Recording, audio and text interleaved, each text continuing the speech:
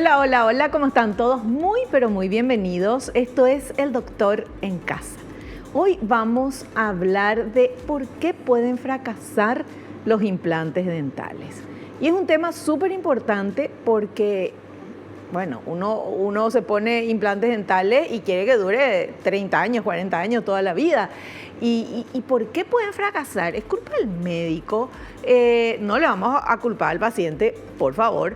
¿Qué será que pasa? Bueno, eso vamos a averiguar hoy aquí en el programa con un invitado muy especial. Pero antes veamos esta placa que dice que la osteointegración es el proceso por el que los implantes dentales se unen o se adhieren al hueso.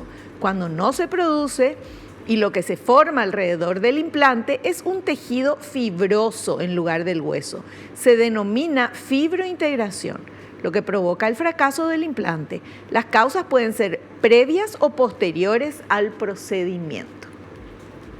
Bueno, y vamos a ver entonces esto, ¿por qué pueden fracasar los implantes dentales? Y obviamente la idea es, si sabemos por qué pueden fracasar, tratar de evitar que fracasen. Para eso invitamos a un experto en la materia, él es odontólogo, máster en implantología oral avanzada por la Universidad de Sevilla, España, realiza tratamientos de periodoncia, implantes suizos, cirugía oral, sedación consciente, experto en casos complejos donde no hay hueso disponible, especialista en implantología oral por el Círculo de Odontólogos del Paraguay. Estoy hablando del doctor César Blaires. Bienvenido, doctor, ¿cómo está? Todo bien, gracias a Dios.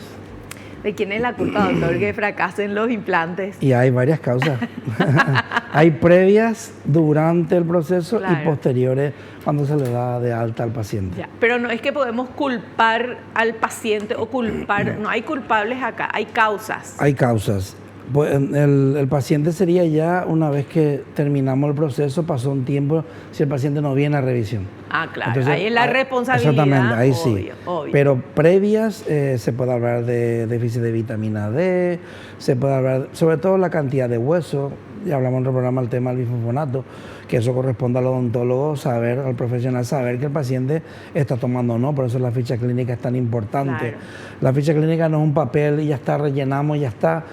Es un documento médico muy importante, en el que tiene que ver reflejadas las condiciones de salud del paciente. Claro.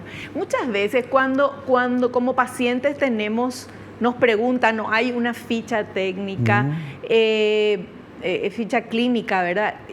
¿Estás tomando algún medicamento? Y uno dice, no estoy tomando ningún medicamento, pero no nos olvidamos de decir, tenemos que decir si tomamos vitamina C, vitamina D, algún complemento que no es un medicamento, ¿verdad? No sí. Estoy enferma y no estoy tomando un medicamento, pero sí estoy tomando miles de otras cositas. Sí, por ejemplo, las vitaminas no influyen. Nuestra ficha clínica pone primero si tiene alguna enfermedad. Sí. Y después qué medicamentos toma, porque hay gente que te dice que no tiene enfermedad, pero después te dice que toma para la diabetes, entonces sí tiene enfermedad. Claro. Entonces hacemos diferentes formas la misma pregunta y que nos digan también qué medicamentos toman. En cuanto a las vitaminas, le preguntamos si toman vitamina C, calcio o bifosfonato, porque bifosfonato es muy complejo que la gente sepa.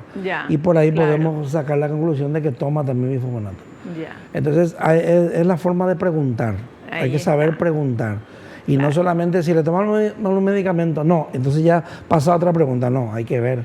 Después el tema de la alergia, ¿es alérgico a algún medicamento? Eso también lo preguntamos en la ficha clínica. Y hay pacientes que dicen, sí, yo soy alérgico a todo, no se puede ser alérgico a todo. Responde muy fácil. Sí. Y otro, no, yo nunca he sido alérgico, no sé. Entonces, si no sabe, no es, porque cuando uno es alérgico siempre sabe, sobre todo la penicilina o algún tipo de medicamento muy específico. Entonces, la ficha clínica hay que saber preguntar y de diferentes formas lo mismo para llegar también a un buen diagnóstico. Y por ejemplo, la gente que toma por prescripción médica la aspirinita o el A125 o ácido acetilsalicílico. Exactamente, que es para prevenir infartos y todo eso que se toma todos los días, una cosita mínima, es 0,25, una cosa así. Sí, o 125, si toma también no importa. Realmente la aspirina es un antiagregante, entonces se recomienda por protocolo que 3-4 días antes o una semana no tomen. Claro, pero hay que decir también ahí la ficha. Hay que decir en la ficha. Hay pacientes que se olvidan, claro, pero como nosotros siempre le damos un medicamento coagulante, el ácido tranexámico, le damos en pastillas antes, entonces tratamos a todos los pacientes como si fueran una especie de hemofilia leve, porque si es hemofílico, sangra, no se puede. Claro. Entonces tratamos a todos los pacientes porque hay pacientes que nunca han tenido problemas, pero justo en la cirugía vemos que tienen tendencia al sangrado. Hasta que haga efecto el medicamento puede pasar media hora, encima si es por vía oral. Entonces nosotros antes siempre necesitamos media hora antes y le damos ya 1 gramo de ácido tranexámico y con eso evitamos cualquier tipo de complicación. Perfecto. En ese sentido. Ya. Genial. Bueno, el tema de hoy es ¿por qué pueden fracasar los implantes dentales? Muy importante, obviamente, en cualquier profesional que uno vaya de la salud, cuando hacen el interrogatorio, la ficha, tratar de hacer memoria y contarle todo lo que consumimos y todo, ¿verdad? Si sos alérgico o no, porque muchas veces uno se olvida porque lo que está pensando en otra cosa, no sé, pero o no le da importancia a esos datos que sí son muy importantes para el profesional. Bueno, esa es la primera cosa que ya aprendimos hoy en el programa. Vamos a hacer un corte y volvemos ya.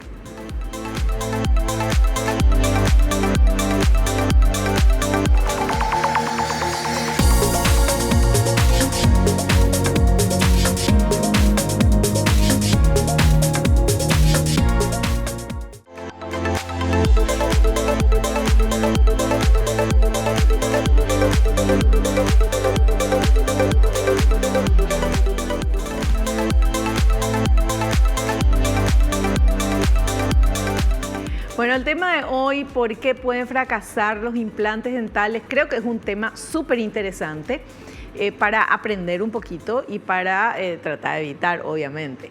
Vamos con este primer material. Los implantes dentales son dispositivos utilizados para reemplazar las piezas dentales perdidas por diversas razones, como un accidente, una enfermedad periodontal o de las encías, incluso por la caries que va destruyendo la pieza hasta hacerla imposible de restaurar.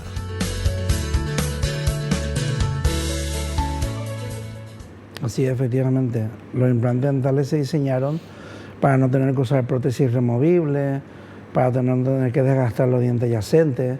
Hay veces que la caries es tan grande que llega al nervio, el paciente no se trata, y esa caries llega a la lesión de Furca, que es la unión de las raíces, entonces es imposible hacer un tratamiento de conducto también. Hay veces que se hace tratamiento de conducto, pero por una lesión que tiene una infección puede fracasar. Si el profesional que hace el tratamiento no sabe hacer una pisectomía, que es una limpieza de la punta de la raíz, si el tratamiento de conducto está bien hecho, se conserva la pieza. Pero hay veces que es imposible, entonces hay que extraer y entonces la opción ideal es colocar un implante, lógicamente. ¿Por qué decía el material que la caries? Por lo que comenté, la caries empieza, el paciente no se trata, llega al nervio, el paciente no se trata. ¿Pero cómo va a tener caries si es implante? No, dice que la causa que puede provocar puede ser por las caries inclusive. O sea, la necesidad de tener un implante puede venir de la caries. Ah, claro. Claro. No, yo decía, si tenés un implante, ese implante no puede tener caries. No puede tener caries. La caries no va a hacer que fracase el implante. No, porque en el implante no hay caries, no hay tejido dental, sino es solamente el titanio y la corona. Y si el diente de al lado real tiene caries, no va a afectar. Lo que sí puede afectar si tiene una lesión endoperio, que se llama, que sería una lesión del conducto del nervio, y al ligamento periodontal una infección, y puede hacer que se pierda la tabla adyacente al implante por la infección. Por eso muchas veces en rehabilitaciones quitamos los dientes que están mal para colocar implantes o no los conservamos en esa zona si no podemos poner implantes para que no hagan fracasar el implante que está adyacente a la prótesis, ¿no? Por eso justamente todo eso puede influir, lógicamente. Claro. Pero, doctor, ¿no hay ninguna responsabilidad del profesional que pone el implante en qué puede hacer o qué puede hacer mal para que eso no...? Buena pregunta. Eso depende mucho de la ética del profesional. Yo, por ejemplo, nosotros damos garantía en todos los tratamientos que hacemos. Colocamos cuando es un implante unitario, si el implante fracasa, hay que colocar otro implante porque fracasó. Sí. Hay profesionales que te vuelven a cobrar, nosotros no cobramos. Si colocamos el implante, volvemos a colocar y la cirugía lógicamente no se le cobra. Cuando una rehabilitación, si son 8 implantes, y fracasa algún implante en una posición determinada, pero no influye en la prótesis, no hay por qué colocar otro implante. Sin embargo, si por ejemplo tenemos un caso como este, que es el típico, vamos a suponer, aquí tenemos 4 implantes, vamos a suponer que fracasen estos 2 de aquí. Tenemos que colocar 2 implantes porque va a haber un desequilibrio en la mordida y una sobrecarga. Ahora, si fracasa, por ejemplo, este de aquí, no influye tanto porque seguimos teniendo 3 en línea. Entonces todo va a depender si alguno fracasa. Si fracasa uno que realmente va a influir en la carga, se le vuelve a colocar al paciente y no se le cobra. Una vez que se termina el proceso, desde la colocación del implante hasta la prótesis definitiva, que suele ser de 2 a 3 meses, a partir de ahí, otra vez el paciente tiene 1 año más de garantía para cualquier problema que pueda surgir, que si va a surgir algo, va a surgir en ese año, no va a surgir posteriormente. Y si fracasa un implante, que es rarísimo, porque ya le colocamos la prótesis porque los implantes ya están bien, se le coloca el implante también sin coste. Nosotros así trabajamos. Qué bien, qué bueno saber eso, sí. Porque eso denota que obviamente el profesional está preparado y está seguro de lo que hace. Efectivamente, y tenemos que dar garantía también, porque el paciente no puede ser que se le coloquen 4 implantes, le fracasen y encima le diga que es que rechazó tu cuerpo. Bueno, claro. Primero no existe eso. Sí. Segundo, es un fallo de planificación segurísimo. Falta de conocimiento, falta de formación, y entonces por eso fracasan, porque se puede fallar 1, 2, ahora 4, 6 de golpe, claro. Algo está mal, algo no está bien planificado, o efectivamente el implante no es el adecuado, porque cuando usamos implantes bifásicos de 2 partes, hay que valorar qué tipo de implante, ahí sí es mucho más complejo el sistema, qué tipo de prótesis, qué tipo de pilar, varían una serie de circunstancias que hay que hablar, pero sobre todo ver la posición adecuada para colocar el implante. Muchas veces la posición adecuada para colocar el implante no es la posición adecuada para la prótesis, que es la que hay que rehabilitar. Pero nosotros tenemos que poner el implante en la posición donde haya mayor calidad de hueso y donde nos garantice que no va a fallar. Después la parte protésica ya la solucionamos de otra manera. Cuando son monofásicos podemos doblar, cuando son bifásicos un pilar angulado. Pero si nosotros vamos a estar pendientes más de la prótesis que del hueso en la posición ideal para colocar el implante, seguramente van a fallar también los implantes. Claro. Bueno, ahí quedó súper claro. Vamos a hacer un cortecito, ¿les parece? Volvemos ya.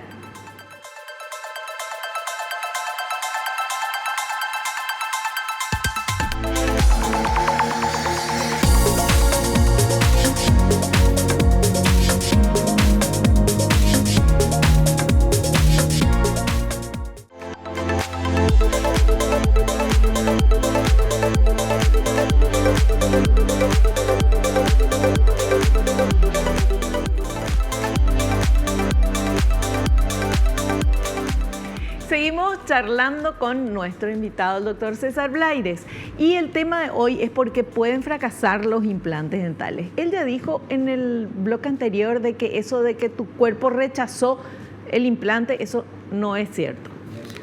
No existe. Como dije antes, 0,0002% de las personas en el mundo son alérgicas al titanio. Entonces, lo de rechazar no. Lo que pasa es que no se forma la osteointegración, o sea, no se forma hueso alrededor del implante y entonces se produce una fibrointegración, tejido blando, y eso hace que el implante al principio, que estaba duro, estaba fuerte, después se cae al poco tiempo. El periodo crítico es a los 40 días, desde el día 1 de la cirugía a los 40 días. Normalmente si pasamos de los 40 días ya no suele haber problema, aunque también hemos tenido casos que hemos tomado ya la medida para colocar la prótesis definitiva y cuando viene el implante está bailando. Puede pasar también. Yeah. Son cosas que están en la bibliografía y son de razones, de causas desconocidas muchas veces. Entonces, ¿qué se hace? Se puede hacer muchas soluciones. Se ve el lecho a ver cómo está. Si hay mucho tejido blando, muchas veces se limpia bien y no se coloca. Si por el contrario es tejido blando, pero hay mucho hueso, se puede colocar otro implante más ancho o de mayor longitud también y hacer una regeneración. Depende del caso y depende de cómo trabaje el profesional. Pero siempre se puede volver a colocar en el mismo lecho otro implante. Lo que pasa es que a veces hay que darle tiempo para que se forme hueso nada más. Claro.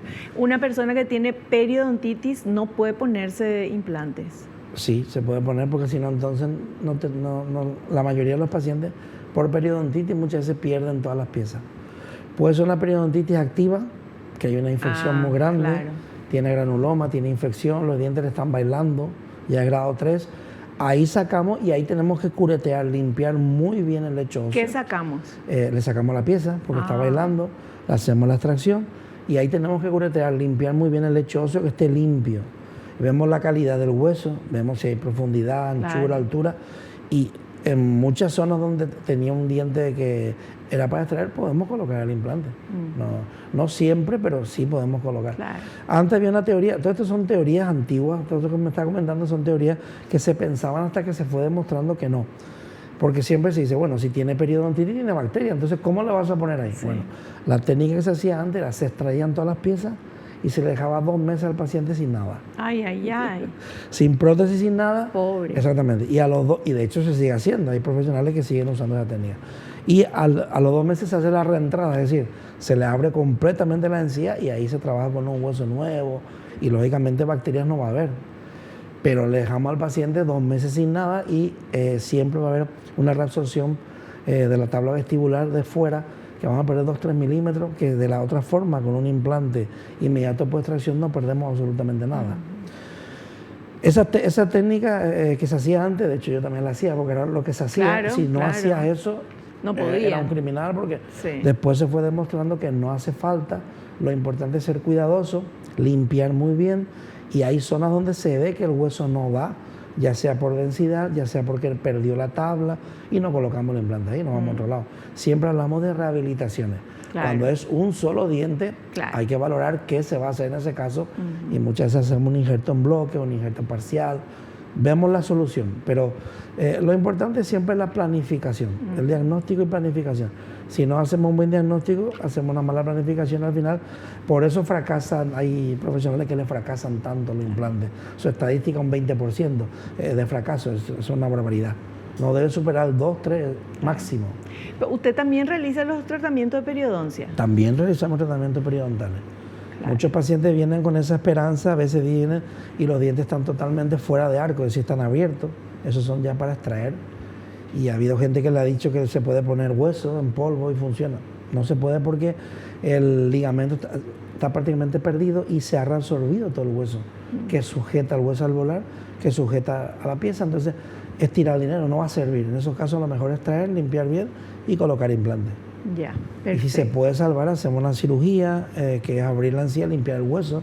También hay una cirugía periodontal que existe y en casos donde merece la pena, se la hacemos al paciente. Claro. O sea, la premisa es salvar el diente. Siempre salvar el diente. Inclusive en este caso, por ejemplo, que tenemos, que ya mostré varias veces, este caso tiene 4 dientes del paciente, que son el canino, el premolar, no se le quitaron porque están perfectos. Sin embargo, la parte superior, periodontalmente, hubo que extraerle todo y aquí también.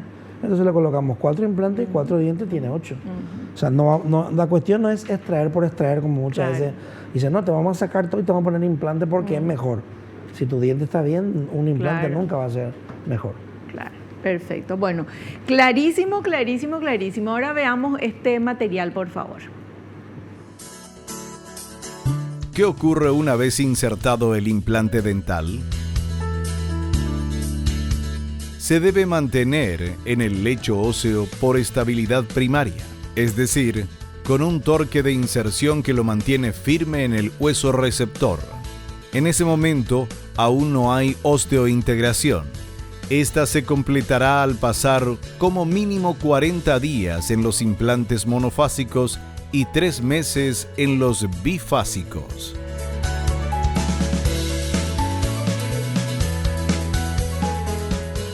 Correcto. Siempre que colocamos un implante tenemos que tener una estabilidad primaria. ¿Eso qué es?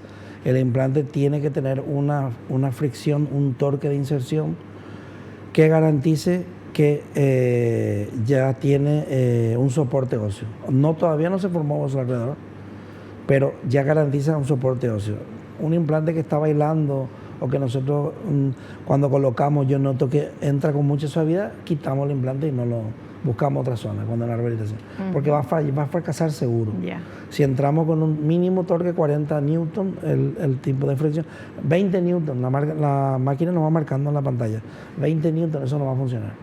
O sea, eso de esperar como antes se esperaba que el hueso salve, no existe. Si tenemos una estabilidad primaria baja, es mejor quitar el implante. Como dijimos, los implantes monofásicos, lo que yo uso, estos con 40 días más que suficiente, porque aquí buscamos una impactación, no tanto una osteointegración.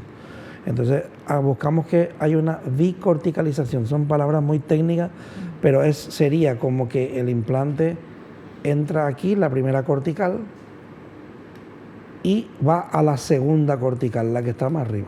Ese es el monobloque, lo que queremos.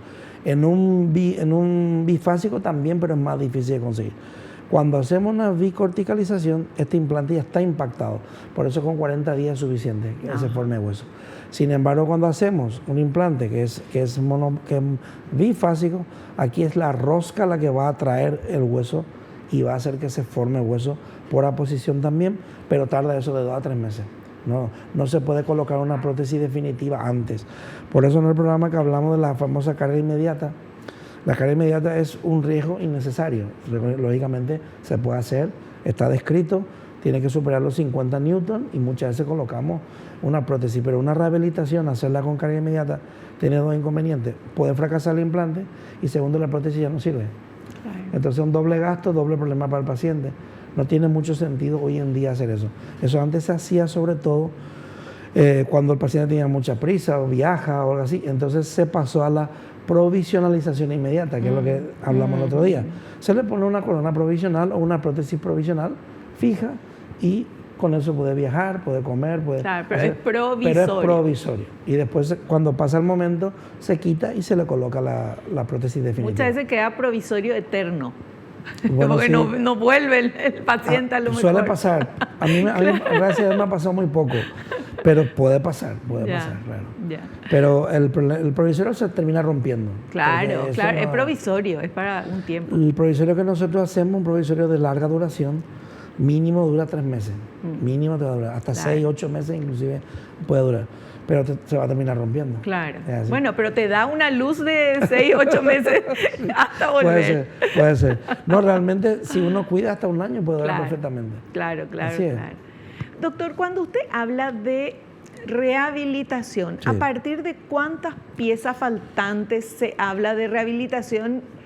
Y porque hace la diferenciación claro. Cuando es un diente, cuando es 2 dientes. Exactamente. Rehabilitación sería una arcada. Rehabilitación de una arcada, la parte de arriba, una rehabilitación superior, o la parte de abajo una inferior, y una rehabilitación total cuando es arriba y abajo. Entonces la parte de arriba completa ya es una rehabilitación superior, la parte de abajo completa. Pero completa, es completa, que no tiene ni un diente. Que no tiene ni un diente, o hacemos una prótesis mixta, dientes implantes. En ese caso, por ejemplo... Este no tiene ningún diente. Ay, pobrecito, sí, él no tenía ni un diente. No es el mismo paciente, te voy a mostrar aquí. Este tenía diente, pero tenía periodontitis. Entonces la parte superior hubo que extraerle. Tuvieron que sacarle, claro. Lo mismo pasó, no, le vamos a dejar los caninos para que la aguante. En otro lado, no. El hueso muy mal, le sacamos todo y le colocamos. O sea, rehabilitación es cuando no tiene dientes. Cuando hacemos una arcada completa. Claro. Con dientes o sin dientes, porque aquí es mixto, dientes e implantes. Sigue siendo una rehabilitación, pero inferior. Cuando es todo entero. Exactamente. O sea, pero si por ejemplo le pone, no sé, 4 implantes eso es un puente separados. Eso es un puente simplemente. O sea, si nosotros colocamos, por ejemplo, aquí como ya entendí. 2, pues sería simplemente una prótesis de 2 implantes. Claro. No es una rehabilitación. Ya, perfecto. Clarísimo. A lo mejor ustedes ya sabían, pero yo no. Entonces, tantas veces escucharle rehabilitación y bueno, sí. Ahora ya sé. Veamos este otro material, por favor. La osteointegración es el proceso en el que se forma hueso alrededor del implante, por lo que se integra al maxilar superior o inferior, pasando a formar parte de la estructura ósea y cumpliendo la función masticatoria al colocar la corona y o prótesis sobre el mismo.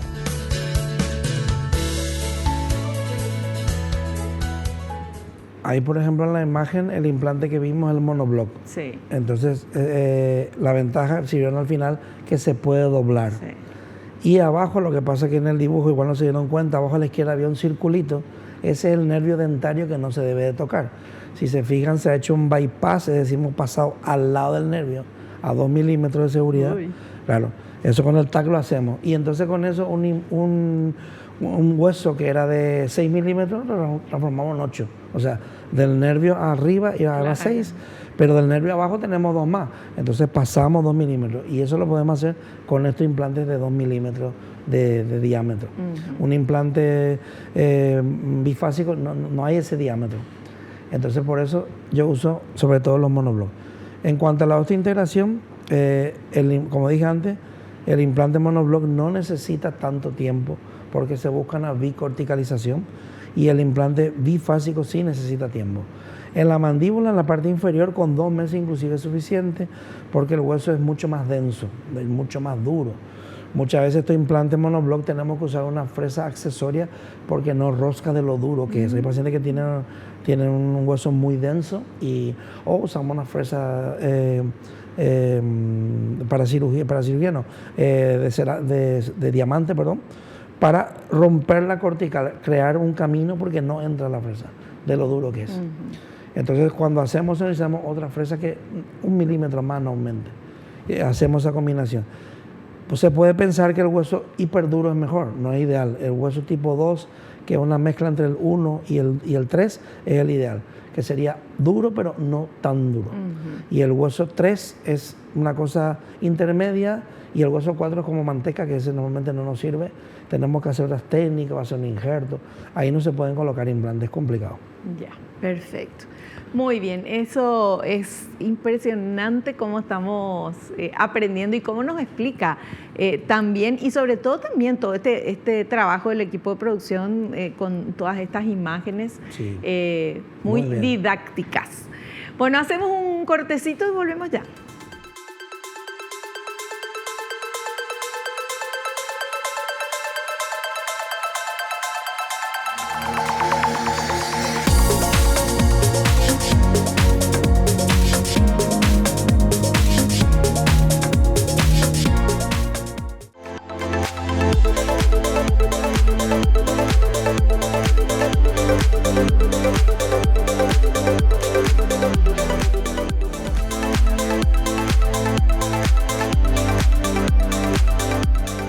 Bueno, seguimos aprendiendo con nuestro invitado, el doctor César Blaires, por qué pueden fracasar los implantes dentales. Y vamos a ver, por favor, este otro material que habla de las causas de fracaso previas a la colocación. A ver. Causas del fracaso previas a la colocación de la prótesis. Una de las causas es el déficit de vitamina D, que es muy importante para formar hueso alrededor. También puede ocurrir por el uso de bifosfonatos, que son fármacos que incluso provocan necrosis ósea. Otras causas son la mala calidad ósea y densidad baja, o malos hábitos, como el tabaquismo y el abuso del consumo de alcohol.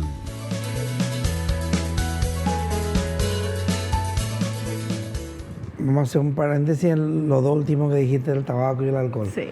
Es cierto que puede influir, pero no es decisivo. Por ejemplo, depende mucho más de cómo enfoca cada país el problema y cómo responsabiliza muchas veces a los malos hábitos del fracaso del implante. Porque, por ejemplo, yo he estado 30 años en España, en Europa se fuma muchísimo. Y se toma muchísimo. En España. No se toma. Y, bueno, para veces se toma, pero para por ejemplo, no se fuma.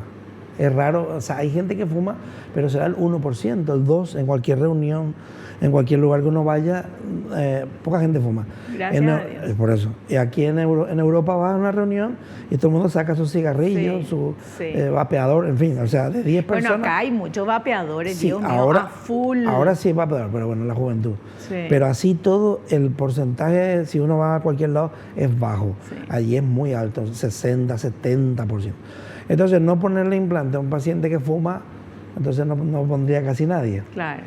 ¿Qué se hace en un paciente fumador? Hay que explicarle el problema que tiene su hábito. Y si el otro bebe mucho, ya alcohólico, ya es más complicado. Sí. Pero bueno, vamos a hablar con el fumador. Se le explica que su hábito es nocivo, no solo para su salud, que ya sabe, pero a nivel implantológico, casi siempre tienen periodontitis los pacientes fumadores, y es por el tabaco. Es muy bonito, muy idílico decirle que va a dejar de fumar, pero es muy difícil dejar de fumar. El tabaquismo es algo muy complejo. Entonces, ¿qué hacemos?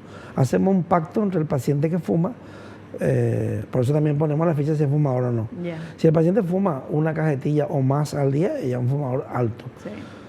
Le decimos que intente reducir, y si no puede reducir, tiene que mejorar su hábito de higiene.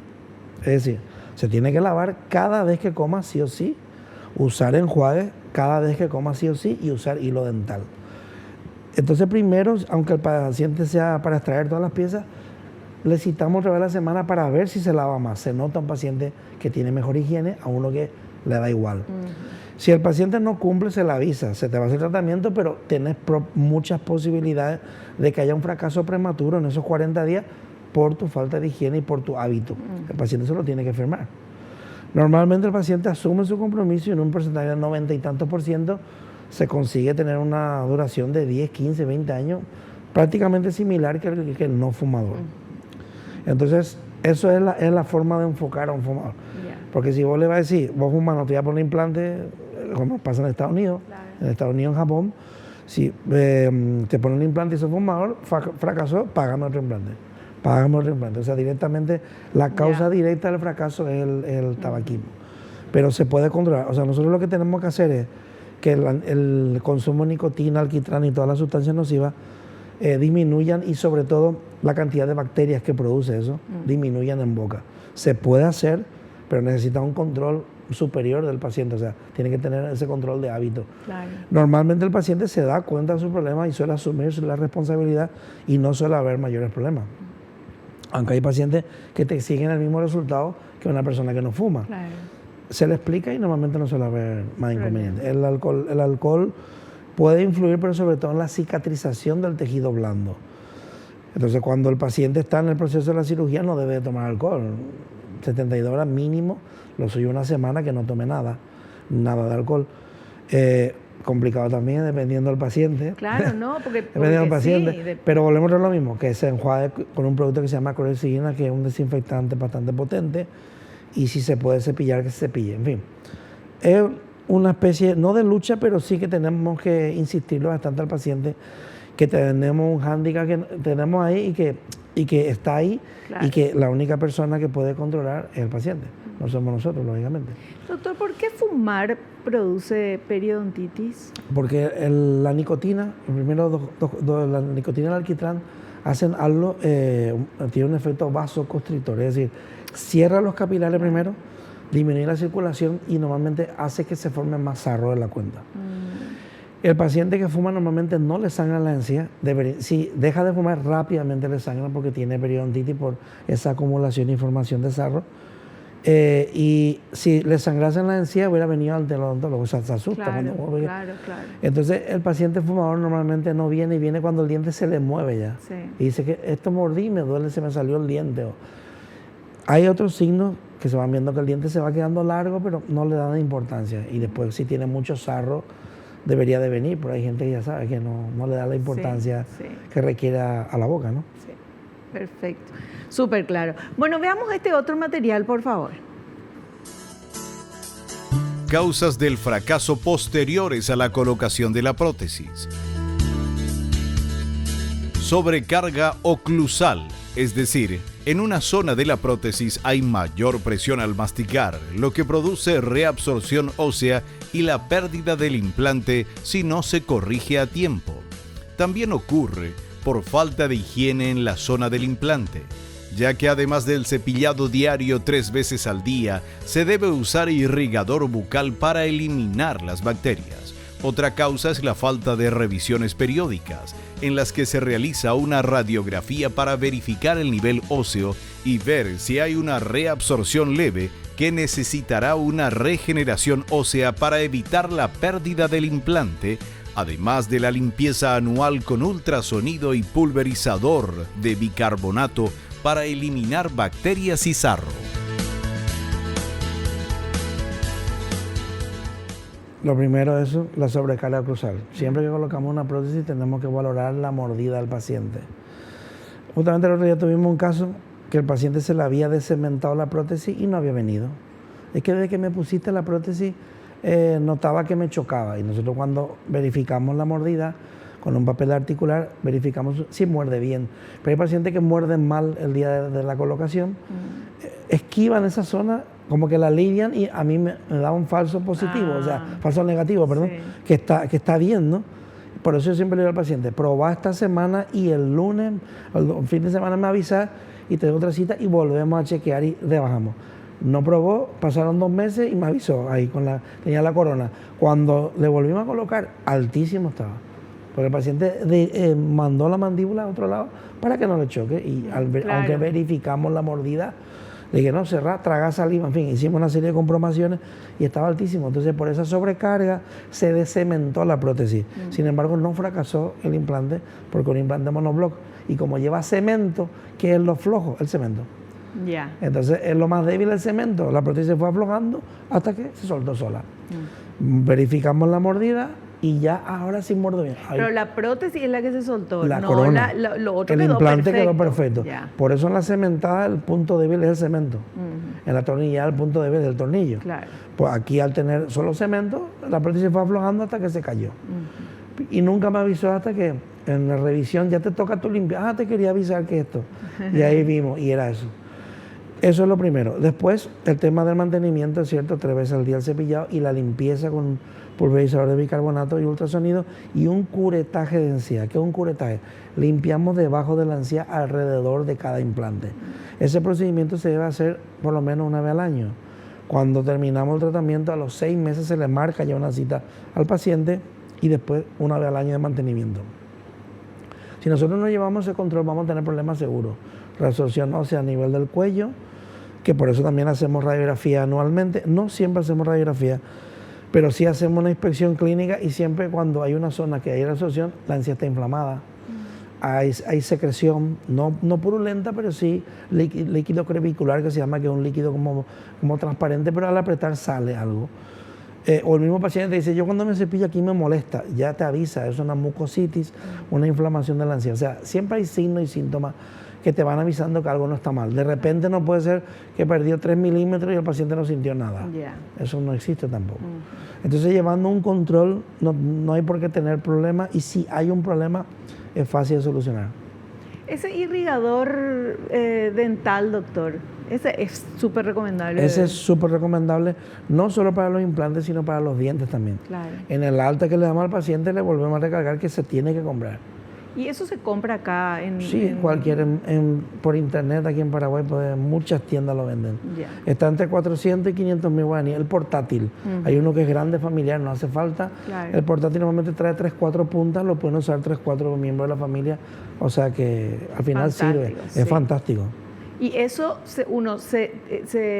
primero el hilo dental, después se cepilla los dientes, después el irrigador y después ya el enjuague. Esa sería la orden. Genial. Así es. Me gusta, me interesa ese irrigador. Bueno, nosotros hacemos un cortecito, ¿sí? Volvemos ya.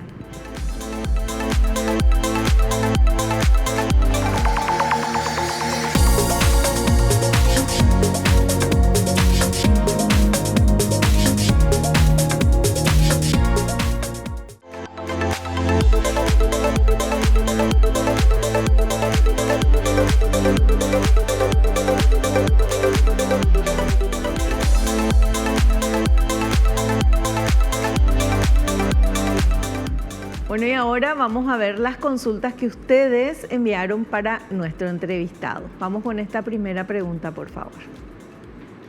¿El paciente nota si fracasa el implante dental o el implantólogo lo detecta antes de que se presente algún signo? Va a depender de qué fase estamos. Si estamos en la fase primaria, el implante está flojo, se baila, le molesta. Yo noto que cuando como aquí me molesta. Cuando ya se le dio de alta al paciente, es bien complicado que pase esto. Como te decía el caso anterior, se suele cementar la prótesis cuando hay sobrecarga, que es la que puede provocar. Y después la encía se tiene que inflamar. Tiene que haber una serie de señales o signos que nos indiquen que está mal. De repente que se caiga no es algo normal. Ya, perfecto. Vamos con otra consulta. ¿Cuál es el tratamiento para los pacientes con enfermedad periodontal que deben colocarse implantes dentales? Pues si, por ejemplo, vamos a dejar algunas piezas porque están bien y se van a colocar implantes aislados, no como en la rehabilitación, que dejamos 4, le hacemos la limpieza del curetaje con ultrasonido, la limpieza y pulverizador de bicarbonato. Le hacemos el curetaje, que es limpiar debajo de la encía, y en la primera consulta valoramos qué tipo de enfermedad periodontal tiene. Si está en grado 1, grado 2, si es grado 3 hay que extraer. Si está en grado 1 o grado 2, se le explica al paciente que al hacer la cirugía periodontal, que ahí tenemos que abrir toda la encía y limpiar hasta el hueso, quitar el sarro que hay en el hueso ya, ni con un curetaje podemos sacar. Se le explica que el diente va a quedar muy largo, muchas veces queda torcido, largo, va a ser antiestético. Pero hay pacientes que dicen, no, yo prefiero conservar mi pieza y cuando falle me pongo implante. Perfecto. Se le avisa al paciente de esas circunstancias y si el paciente quiere estética, ahí sería extracción y colocación de implante. Claro. Ya. Otra preguntita. ¿El tabaco y el alcohol afectan la estabilidad de los implantes dentales? Sí, como hablamos antes, claro que sí influye, pero más influye que el paciente no venga. O sea, si ya está terminado el caso y el paciente, aparte que no se lava, no viene a revisiones y encima fuma, lógicamente es un punto negativo más. Ya. La siguiente, por favor. ¿Con qué frecuencia se debe hacer las revisiones odontológicas para el control de los implantes dentales? Bueno, una vez que se le da de alta, como dijimos, a los 6 meses. Tiene que venir sí o sí, se le hace una limpieza con ultrasonido, pulverizador de bicarbonato y un curetaje si hiciera falta. Y después a partir de ahí, una vez al año, siempre tiene que venir. Hay casos que vemos ya que el paciente no tiene buena higiene, no cumple con las indicaciones, volvemos a citarle a los 6 meses. Ya, perfecto. ¿Otra pregunta más? ¿La diabetes no controlada puede influir en el fracaso de los implantes dentales? La diabetes puede influir en la cicatrización del tejido blando, puede influir algo en el hueso, pero un paciente que tenga diabetes no necesariamente es un punto que es imposible de salvar colocando implantes. Pero la diabetes no controlada. Claro, pero normalmente el paciente que tiene diabetes suele controlar. Ahora, si es un paciente que ya no se sabe que tiene, no se cuida, claro. Pero eso ¿cómo lo vamos a ver? Claro. Si el paciente también le dice... Sí, no, pero hay gente diabética que no se cuida. Sí, que no se cuida, perfecto. Pero como digo, lo importante es ver la calidad ósea. O sea, antes se pensaba que si, por ejemplo, una misma extracción, no me puedo extraer porque no se va a cerrar la herida. Sí. Voy a tener hemorragia, ¿no? Eso es lo que se decía, ¿no? No tiene nada que ver. Es cierto que al tener diabetes la sangre puede estar un poco más fluida y, como digo, influye en la cicatrización del tejido blando.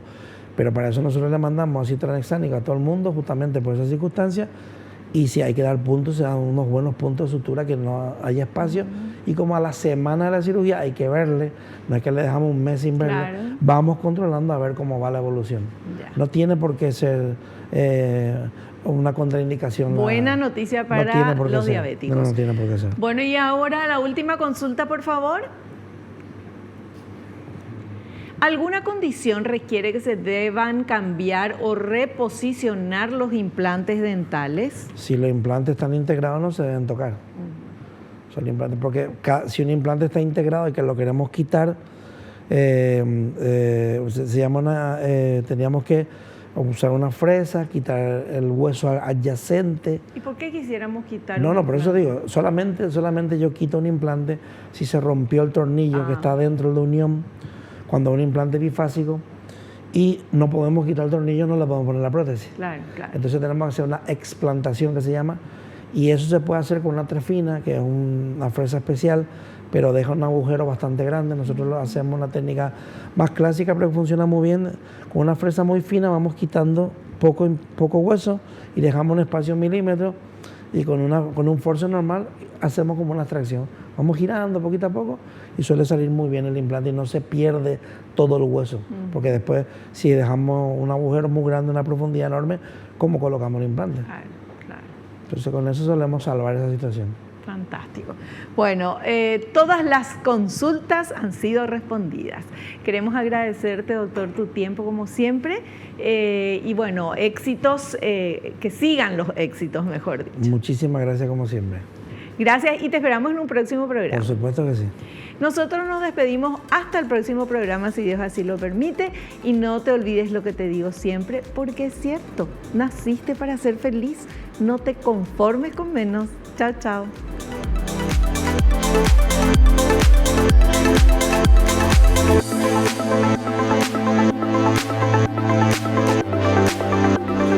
La revista El Doctor en Casa presentó su programa El Doctor en Casa TV. Fue una realización de Alicante.